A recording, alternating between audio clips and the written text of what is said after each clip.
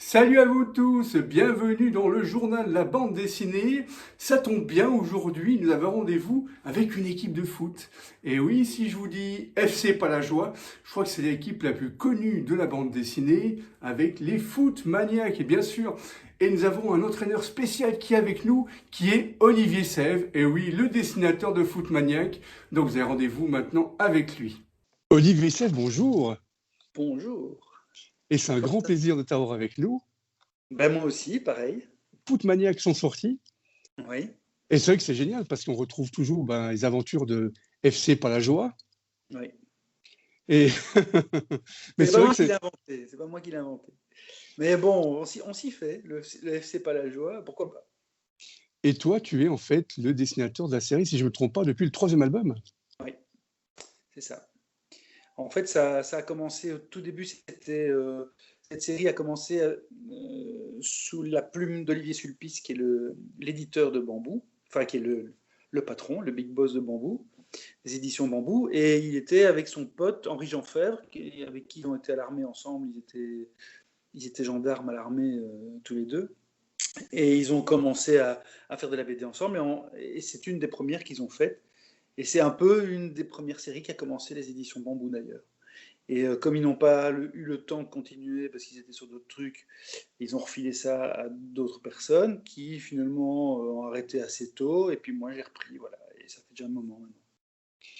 Et moi, j'adore cette série parce qu'en même temps, même si on n'est pas fan de foot, on rigole. Et c'est vraiment pour toute la famille.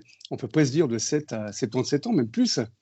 C'est ça, moi je trouve que c'est ça qu'on voulait faire. Parce que d'abord, je t'avoue que moi je suis sportif d'il y a longtemps. J'ai fait beaucoup d'escrime, mais plutôt des sports, tu vois, qui ne sont pas des sports collectifs. Et donc le sport collectif, je connaissais moins. Je connaissais parce qu'à l'école, on fait tous du foot, etc. Donc, mais j'aurais pas accepté de reprendre cette série si c'était pas le côté supporter. Le côté supporter, ça je le comprends bien par contre. Tu vois, et donc c'est vraiment ça que c'est un petit peu de technique dedans. On peut apprendre des petites choses, des machins, et, tu vois, des petits termes techniques et des trucs comme ça, mais on ne joue pas sur la technique foot, on joue plutôt sur le côté supporter, le côté délire, quoi. Et c'est vrai que ça, du coup, ça intéresse plus de monde. Enfin, moi, je trouve. Et moi, j'ai adoré parce qu'en fait, j'adore cette série. Ça fait des années que je la suis. Et on retrouve toujours Marcel Dubutte, qui est vraiment le supporter à fond de faute. Et là, Ouais. dans le 19e tome, en fait, il va tout faire pour être dans l'Euro. Donc, il va justement être. On va retrouver dans tous les stades, aussi bien à Bâle, Munich, Rome, même à Londres, où Oui. il va réussir à tout faire pour être dans l'Euro. Il va être placeur, il va faire plein de petits boulots comme ça. C'est vrai qu'on s'éclate bien avec lui. Ouais, ça c'est vrai. Maintenant, tu vois, c'est toutes des choses qu'on on sait pas trop parce que donc avec Sty, quand on a fait les scénarios, enfin, quand il a fait les scénarios et qu'on a fait la BD, on ne sait jamais à l'avance quels vont être les maillots des équipes. On ne sait pas où ça va se passer ou quand. C'est tous des petits trucs. Ils nous font du suspense jusqu'à la dernière minute. Or, le bouquin est normalement il est dessiné bien avant, ce qui est logique. Donc moi, fin février, je termine le bouquin qui doit sortir au mois de juin. Et donc, du coup, tu vois, on doit un peu jouer sur des trucs qu'on ne sait pas trop, on ne sait pas trop où ça va aller. Et Marcel, justement, il n'a pas la tenue officielle Et donc, mais il n'a pas le bon équipement, parce que normalement, c'est pas la même couleur. C'est une autre couleur. Ouais. Et donc, ça a changé d'une année à l'autre. Et on l'avait fait pour avant le Covid. Et après le Covid, c'était plus ça. Donc, tu vois, voilà. Maintenant, avec ces petits décalages-là, on s'adapte. On raconte quand même l'histoire. Et ça reste rigolo pour ça. Hein, mais c'est vrai qu'on n'est pas tip-top technique, tu vois. Il manque des petits trucs parfois. Je trouve génial parce qu'en fait, on est au 16e championnat d'Europe, on peut dire Ouais. comme ça. Et il y a même une rumeur, parce qu'on a un héros qui s'appelle Michel, il y a même une rumeur qui dit qu'il faut toucher le nez de Michel. C'est un peu comme le crâne de Fabien Barthez. Là, je trouvais ça excellent, les petits clins d'œil par rapport à ça. Ah oui, mais là, on se marre. Je t'avoue que c'est des idées de Sty, le scénariste, et que il me fait pisser de rire. Et il est du Nord, donc il a un humour qui me plaît bien parce que c'est presque du belge, quoi. Donc voilà, je suis assez content de travailler avec lui, on s'entend très très bien et il me trouve des gags comme ça, moi, qui me font mourir. Et c'est vrai que Je t'avoue que quand tu es dessinateur et que tu reçois un bon scénario, bah, tu as plus envie, tu te marres mieux à le dessiner et tu mets plus d'énergie dedans que si tu as un scénario qui te plaît un peu moins. Donc forcément, l'équipe est très importante. Plus importante que les équipes de foot, presque. Mais là, je trouve excellent parce que vous avez même créé un nouveau personnage. C'est Dylan Met Taclé, si je ne me trompe pas, Taclé. Et puis en fait, ben, c'est excellent parce qu'en fait, on peut dire l'homonyme, il ressemble beaucoup à Kylian Met Tapé. Oui. Et On se base sur des joueurs qui existent, mais ils peuvent pas. On peut pas aller mettre Mbappé au FC Palajoie, ça coûterait une fortune, donc tu vois, c'est pas possible. Donc il faut qu'on reste un petit peu cohérent. Et en plus, c'est toujours plus rigolo de faire une petite satire discrète et un petit peu lointaine, mais il est quand même, il ressemble à la famille, quoi. D'ailleurs, on fait des petites allusions en disant vous en avez encore de la famille, on les prend tous. Donc voilà, tu vois, c'est pour rigoler, mais il faut qu'on se base sur des choses qui soient vraies et en même temps qu'on peut déconner pour que ça soit après indémodable, quoi. Et moi, ce que j'ai adoré, bah, justement, bah, Marcel Dubuc, il va tout faire pour s'engager. Il se fait engager. Et en même temps, Ouais. il va tout tester, aussi bien les sièges des supporters, savoir s'ils sont solides, aussi bien bah, savoir où sont les faux billets. Donc, il va même les goûter pour être sûr que ce soit pas des faux. Et c'est vrai que vous avez un humour qui est génial parce que tu as un graphisme qui est superbe, qui est hyper dynamique. Et je C'est trouve gentil. l'humour est. J'adore en fait cet humour à vous deux. Ben, voilà. Moi, je t'avoue que quand je dessine Marcel Dubuc, je pense à Louis de Funès dans ma tête. Je sais pas, ça s'est imposé un peu comme ça. Donc un petit nerveux qui gueule tout le temps et qui sautille dans tous les coins et qui est voilà. Et, euh, et je pense que Sty a un peu la même idée que moi. Et lui, ce qu'il aime bien, c'est quand il fait quelque chose, il me donne un gag et puis après, il voit l'énergie que je mets dedans de mon côté. Tu vois, et alors nos deux énergies ensemble, ça donne des personnages qui sont moi, que je trouve assez sympas aussi, pas forcément, sinon je ne les aurais pas fait, mais que je trouve qui parlent à beaucoup de gens, quoi. Voilà. Et ce que vous faites plus fort avec la série Les Footmaniacs, c'est que si je ne me trompe pas, dans le 18e tome, vous avez dû mettre des masses, hein. C'est-à-dire que tu as pu rattraper en fait tes plans. Je dis, bah voilà, on est en plan confinement. Donc, en fait, tu as été plus loin dans ta série. C'est-à-dire que tu joues en fait avec l'actualité. Alors, ce qu'on a dû faire cette fois-là, c'est assez rapidement, comme je t'ai dit tout à l'heure, les bouquins Oui, sont oui. prévus longtemps à l'avance, donc ils sont bouclés fin février. Donc forcément, voilà, quand il y a un événement comme ça qui arrive, on se dit qu'est-ce qu'on fait? On sort le bouquin tel quel. Alors le bouquin, il était prévu pour l'euro a été reporté, donc ça ne marche plus. Donc on s'est dit, eh ben tant pis, on va remonter nos manches et on va y aller à fond, on va passer des nuits s'il faut, mais on change la moitié du bouquin, parce que dans les bouquins, on mélange toujours un petit peu les gags généraux du FC Palajoie, hein, où il y a des trucs sur le terrain, dans le club, dans le petit club, et puis il y a les grands événements. Et donc là, en grand événement, pardon, avec l'euro, on avait à peu près la moitié du bouquin à changer. Et on a changé la moitié et on a fait un bouquin confinement, quoi. Donc on a rigolé avec ça. Il est sorti un petit peu plus tard, donc ça tombait bien, parce que de toute façon, il y avait beaucoup de reports de sortie à ce moment-là. Donc on a eu un petit peu de temps pour le finir, et puis on a gardé les pages qu'on avait fait pour l'euro, qu'on a mis dans le suivant. Et on a réadapté le suivant pour qu'il soit plus adapté à cette année-ci, quoi. On a changé quelques dates, on a changé quelques trucs, tu vois, on a dû un peu corriger quelques gags parce que forcément les trucs n'étaient plus d'actualité, mais sinon, voilà, c'est une façon à la fois de. C'est vrai que c'est pas facile hein, quand on fait un bouquin de BD de coller à la réalité et à l'actualité, mais on a essayé d'être le plus proche possible de l'actualité. Et pendant le confinement, des gags qu'on a mis dans le bouquin sur le confinement justement, on les avait fait en petits dessins animés. Enfin, c'est pas vraiment du dessin animé, c'est de la BD racontée en cases. On appelle ça un peu du turbomédia. Je sais pas si tu vois un peu ce que Oui. c'est. C'est juste les cases qui sont l'une derrière l'autre et on raconte un petit truc. C'est un peu comme du storyboard. Et on avait fait quelques épisodes comme ça. Il y a eu 7 épisodes différents, adaptés de gags qu'on avait fait dans la BD, qu'on a passé sur les réseaux sociaux pour un petit peu faire patienter les gens, quoi. Tu vois, pour les faire rire pendant le confinement. Donc voilà, c'était très chouette. Et ça repasse, je crois qu'ils repassent d'ailleurs ces trucs-là. Ils doivent repasser sur Rire et Chanson, je crois. Si Ah, je super. ne- Ouais. Ouais. Parce qu'on a une sorte de partenariat avec eux. Et voilà. Ils font des petits trucs, et on leur fait il y a des concours, on gagne des albums, et en même temps, moi je mets des petites publicités de Rire et Chanson sur le bord du terrain pour rigoler. Donc, voilà. Et ce qui entend bien, tu parles d'actualité. Tu as fait un livre que j'ai adoré qui s'appelle SOS. Et ce qui est génial, c'est que tu racontes l'actualité par rapport à ce qui est passé par rapport au Covid, mais tu as une sacrée patte de dessinateur de presse aussi. Oui, alors ça, je t'avoue que c'est parce que j'ai jamais fait ce métier-là tel quel. Je le fais pour des magazines, mais qui sont des mensuels, des choses comme ça. Donc, je ne suis pas très actu, parce que c'est un autre métier, et que moi, je suis plus parti sur la BD, etc. Donc, tu vois, voilà. Mais j'ai fait pendant des années, je dessinais en live pendant des séminaires, dans des trucs, dans des grosses boîtes et tout. Et donc, j'ai l'habitude de ça. J'ai l'habitude d'aller vite et de faire un truc qui doit dézinguer vite fait et avec de l'humour rapide. Donc c'est vrai que j'ai un peu l'habitude de ça et je l'ai utilisé pour faire ce petit bouquin dont tu parles, qui était en fait ma vision du premier confinement et où je me suis dit c'est quand même incroyable ce qui nous arrive et j'ai commencé à faire des petits dessins et tous les gens m'ont dit ouais continue, continue, continue. Donc j'ai continué en me disant je vais y aller jusqu'à ce qu'on se déconfine. Et puis j'ai recommencé d'ailleurs avec le deuxième confinement costaud, mais qui ne s'arrêtait plus. Donc je me suis dit, oh là là, à un moment donné, basta, quoi. Tout le monde en a un peu marre d'entendre parler du Covid, donc c'est vrai que c'est un peu chiant. Et donc j'ai pas fait un bouquin avec la deuxième série, avec le deuxième confinement, mais avec le premier, effectivement, j'ai fait ça. Et je trouvais que c'était marrant d'appeler ça SOS, c'est Our Soul, mais avec Save, SAIVE. Oui. Et donc c'est des conneries, quoi. Voilà. Mais c'est vrai que c'est marrant parce que c'est un peu comme un bouquin photo.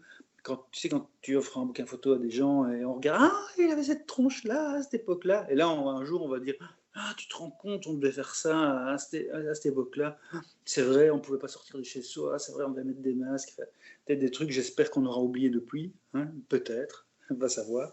Mais en tout cas, c'est à ça que ça sert, quoi. C'est un petit clin d'œil. C'était pas du vrai commercial, quoi. Non, c'était génial. Oui, je me suis bien amusé, en tout cas. Et Et, c'était le même truc pour le foot. On a fait aussi des petits trucs Covid pour le foot. Avec le ouais. même genre de conneries, sauf que c'était un peu plus délirant, quoi, tu vois. Marcel qui éternue et qui Oui, gueule oui. avec son masque et qui se le prend à la tronche, qui est difficile à faire, mais bon. Et tu vois, dans les premières pages du 19e tome, on le retrouve, en fait, il a découpé son masque pour pouvoir jouer la trompette. Et c'est Et, vrai que c'est magique. bah Ouais. oui, mais moi j'aime bien. Le genre de bêtises qui me font rire. Enfin, et qui font rire, Steve. Bah voilà. Et ma dernière question, j'aurais pu te poser ça au début. Tu vas commencer avec, en fait, dans tes débuts de professionnel, avec Marsu Productions. Et tu as été le dessinateur de Tataillé, que tout le monde connaît, la marionnette. Et Ouais. tu avais fait deux volumes avec Raoul Cauvin. En fait, comment c'est fait, en fait, cette Ben, alchimie entre vous deux? Bon, Raoul, je le connaissais puisque je bossais pas mal chez Spirou pour des petits trucs, des petites animations, enfin plein de trucs. Et depuis des années, je l'avais déjà croisé quelques fois. Et je pense que c'est une des premières fois où il a fait un petit écart hors du puits, c'est de venir chez Marsu Productions pour faire Tataillé, qui était une idée pour moi qu'il avait eue, qui était géniale, de laisser Michel de Genève avec sa marionnette en permanence, ce qui Mhm. était génial. C'est une trouvaille extraordinaire. D'ailleurs, je regrette qu'on ait collé ça à Tataillé, parce que au début, si tu veux, l'idée, c'était de faire la BD de Tataillé, mais on a dû arrêter très vite à cause de problèmes de personnalité, on va dire. Hein, on va dire. C'est pas Michel de Genève en lui-même, mais ça ne fonctionnait pas trop avec son épouse de l'époque. Et donc, on a dû arrêter un truc, une idée qui était chouette, qu'on aurait pu faire avec n'importe quoi. On aurait pu faire ça avec Nestor, on aurait pu faire ça Ah oui. avec plein d'autres, voilà. Même Panacloc, à la limite, ça aurait été plus rigolo. Mais on a arrêté parce que c'était plus possible et que les ayants droit ne voulaient pas continuer comme ça. Je n'ai pas compris pourquoi d'ailleurs, mais enfin bon, c'est comme ça. Et donc, ma collaboration Raoul Cauvin s'est arrêtée relativement tôt, malheureusement. Mais je regrette pas parce que je regarde les gags de ce truc et je trouve que Raoul, il avait un côté complètement nonsense et décalé, justement parce que les personnages qui ne peuvent pas vivre ensemble vivaient ensemble. Et je trouvais ça top, quoi. Vraiment. J'ai adoré faire ce truc. Et dommage, malheureusement. Enfin, on le Et trouve. tu vois, moi, je les ai à la maison et je trouve ça génial. Mais c'est bien, c'est bien. Oui. Je fais Et c'est vrai que tu partie. as même travaillé avec Machereau, si je ne me trompe pas. Oui, j'ai travaillé avec Machereau pour la reprise de Chaminou. Ouais. Euh, Ça, c'est une autre histoire, c'est que Machereau, moi, un de mes albums fétiches qui a été sur ma table de nuit quand j'étais petit pendant des années, C'était Chloro à la rescousse, qui est une histoire de chlorophylle avec une guerre entre deux pays d'animaux, etc. C'est un petit peu comme QRN sur Baselburg, mais version animaux, ce qui est très chouette, et que j'avais adoré, mais vraiment adoré. C'est une guerre qui est déclarée par une tarte à la crème dans la tronche d'un premier... non, il était roi, c'était un roi.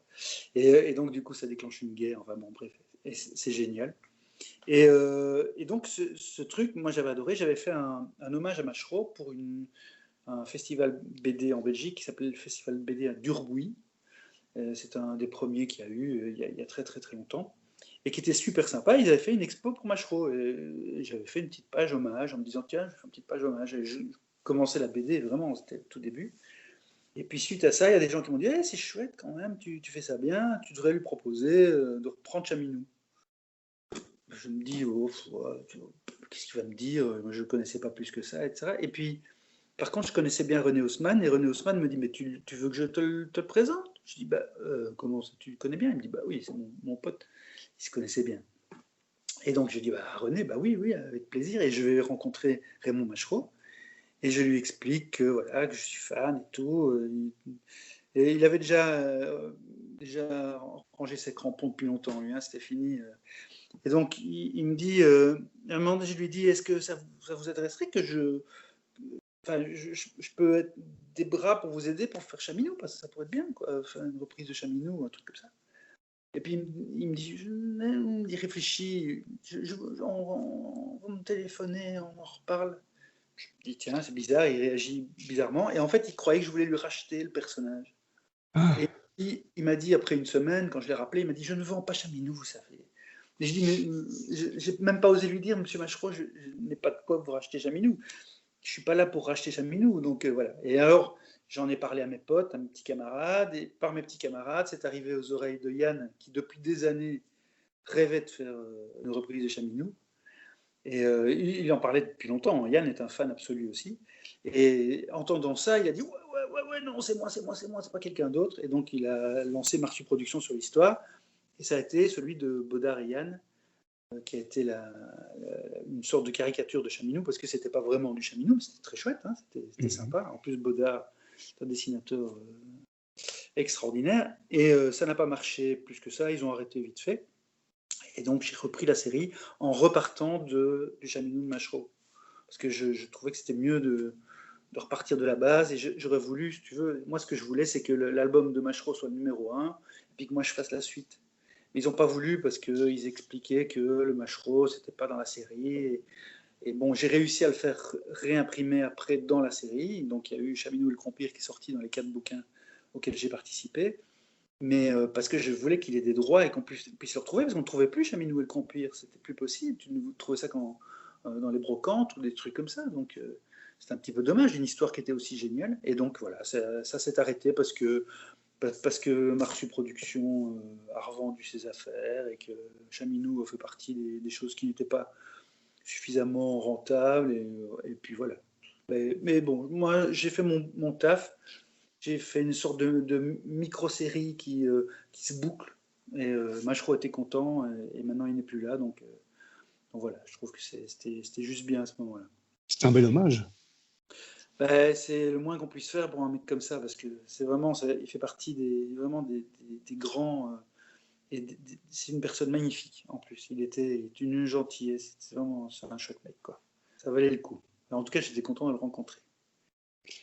Et maintenant, en fait, tu travailles sur quelle série? Alors, pour le moment, je suis en train de faire donc, chez Bambou, il y a une série des fondus. Les fondus, Oui. c'est fondus d'un tas de trucs, hein, brocante, pêche, enfin, plein de trucs. Et il y avait les fondus du vin. Avec la Suisse. Et j'ai fait un sur le vin suisse, d'ailleurs. Oui. Je me suis bien amusé à le faire. Et j'espère que j'ai bien respecté les décors, que tu t'y es retrouvé. Oui. Et donc, moi, je suis assez fan de whisky depuis longtemps. Et j'ai poussé mon éditeur à en faire un sur le whisky. Et donc, je suis en train de faire un fondu du whisky. Là, pour le moment, je suis à la fin. Je vais avoir fini dans un peu plus d'une semaine et ça sortira au mois d'octobre. Ah, super. Ouais.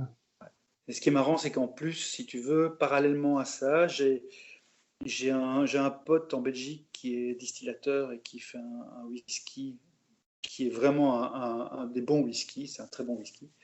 Et on a fait vieillir ensemble un fût il y a, je ne vais pas te dire de conneries, mais il y a 7 ans et 350, non, 360, non, 312 jours, enfin bref, c'est pas tout à fait 8 ans. Et qu'on a fait vieillir dans un fût un peu spécial de Sauternes et tout, donc c'est un parfum et tout, enfin, tu vois. Donc on a fait notre petit mélange et notre petit machin pour avoir notre whisky, et donc j'ai mon whisky perso, Ah oui. dans des bouteilles perso, c'est pas du commercial du tout, c'est juste parce que j'avais vraiment envie de pas mourir idiot, et voilà, et donc je vais pouvoir en offrir aux journalistes et aux gens qui vont me faire un papier là-dessus, donc si tu me fais un papier Ah là-dessus, oui. je t'enverrai. On va faire un vernissage au whisky. Voilà. Voilà. Voilà. Mais c'est vrai que c'est à boire modérément, mais Ah oui. c'est parce que les whiskies, tu vois, quand on te sert un whisky, tu goûtes des toutes petites doses. Hein, faut pas se torcher la gueule pour ça. Non, non. Mais c'est très agréable parce que c'est plein de parfums différents, il y a plein de goûts extraordinaires. C'est vraiment très vaste comme univers. Donc c'est très chouette à faire. Je m'amuse bien en tout cas. Voilà. Alors super. Bah, je te remercie beaucoup de nous avoir accueillis chez toi. Avec grand plaisir. Là, je suis dans la chambre d'amis parce que je voulais pas emmerder ma femme qui est au téléphone en bas et je voulais pas faire trop de bruit. Mais, Non. mais c'est ici que je dédicace les bouquins. Tu vois, là, Ah, génial. En version flamande. Tu vois, Ah, superbe. Ouais. soit pour des copains flamands. Voilà. Ah, Et c'est donc, c'est génial. ici que je fais mes petites dédicaces et tout. J'ai mon petit bureau pour travailler. Donc, c'est très bien. Super. Voilà. Bah, écoute, Alors, bah, à la prochaine. oui, qu'un grand plaisir de te revoir en live. Que ça se passe bien. On se retrouvera peut-être dans un match face à face. Ah, On avec un verra. grand plaisir. C'est chouette et merci de m'avoir interviewé. Bah, c'est sympa. normal. Et bravo à Ella, et tu continues à fond. Ça va? Ah ouais, une belle association. Très bien. Merci beaucoup. Bye À bye. bientôt. À la prochaine. Hein. Take you far away inside my head, inside